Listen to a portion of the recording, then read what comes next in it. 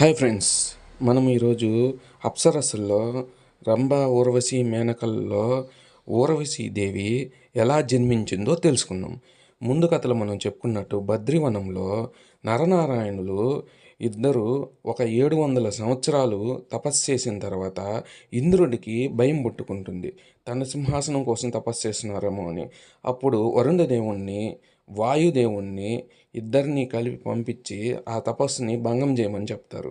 అయినా వాళ్ళు భంగం కాదు. అగ్నిదేవుని పంపించి ఆ వనాన్ని మొత్తాన్ని దహించమంటాడు.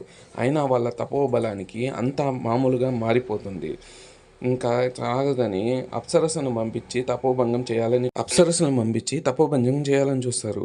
ఎంత ప్రయత్నించినా వాళ్ళ తపోభంగం కాకపోవడంతో వాళ్ళు గోలగోల చేస్తారు. అప్పుడు నారాయణుడు కొద్దిగా కన్ను తెరిచి ఉరిమి చూస్తాడు. ఆ ఉరిమి చూసినప్పుడు పుట్టినదే ఊర్వశీదేవి. చూశారు కదా ఫ్రెండ్స్, ఇలా ఊర్వశీదేవి